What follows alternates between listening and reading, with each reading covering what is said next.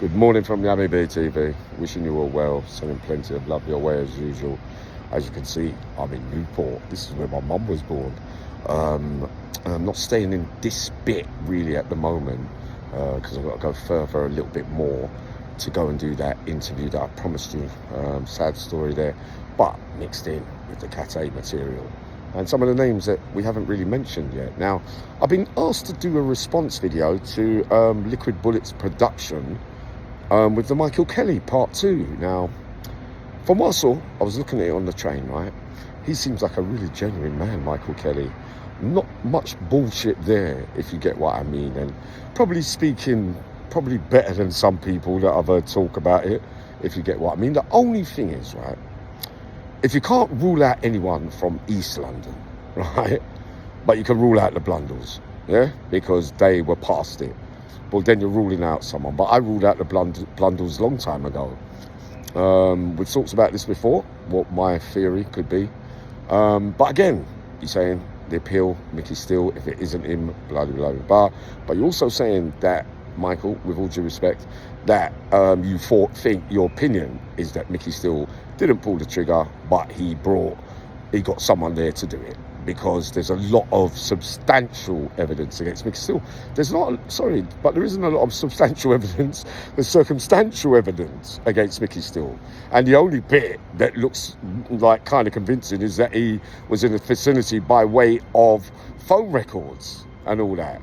But I can't remember there being any deeper circumstantial or more than one substantial piece of evidence to go with such a serious trial over 3 murders. But I do agree what he's saying about Tucker in the films. It's very over exaggerated, his personality and character.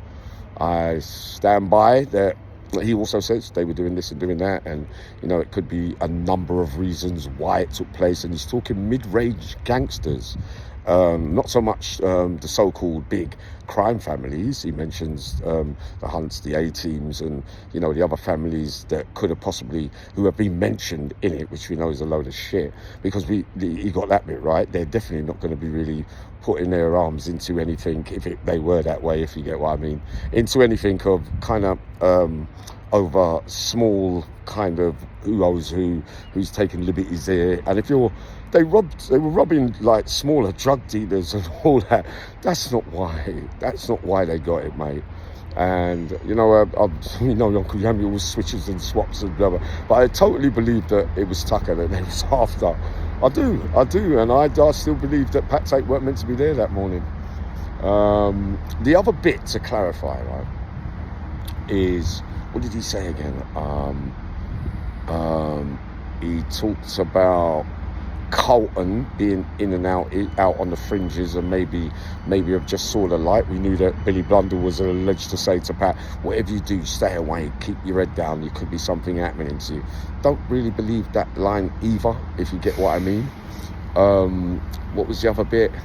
That robbery, no, my eyes are firmly on one reason why, and obviously, are you going to get that out of Uncle Yummy one day? We'll see. Because a lot of them sit on the fence and say this and that when you say things like they've got it absolutely spot on, Wombs and Steele. If not, it was him. We've had so many different versions. Over a bloody lifetime, it gets worse and worse. I'm sitting around the table with James Waldron soon, Essex's Truecrime, and we'll have a little thrash out, yeah, and we'll go through a few things. There's a few that are hinting to Uncle Yummy that Uncle Yummy, we believe that you could possibly have been on the right track with certain things. This doesn't have to come from East London. If it was so simple, then the people that have been mentioned over the years but haven't even been pulled into the police station. So a lot of fiction in this thing, but I think it's safe to say that he speaks from the heart, Mickey Kelly, and I will believe he's done the best he can. But then, basically, he's saying the things that I've just mentioned about Mickey Steele. If he's innocent, wow, it's a bad position to be in, should be let out anyway. But at the same time, did he get anyone to do it? I don't believe that either. Why say it?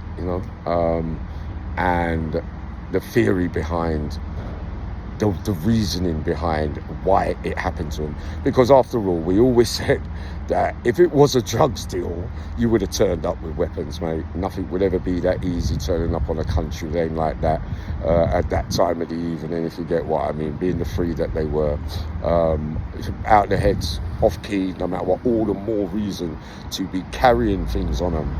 You know what I mean? No one gets that lackadaisical. There was definitely a different reason, a legitimate so-called reason that got them there, or they were escorted there. Or one, they came separately at different times, if you get what I mean. But I'm not too ready to go into all this today. I'm just letting you know I'm in Wales. We're killing it. I've got a video to do after as well. But get ready for these interviews. I think while I'm down here, or down this neck of the woods, I might do more than one podcast then. Hey, let's get that Malcolm Price stuff on the board, maybe. Let's go and see, what's his name, the big man, Jonah Lumu, and let's see. I might stay in the vicinity with a radius of 50 miles between Newport and 3 other places for a few days. Remind me, again, you know, Uncle Yummy's processes isn't the greatest. Give me a little jog, and because I might have promised you that it was your time coming up soon, and after all, I'm ready for everybody now. Sending loads of love to you all.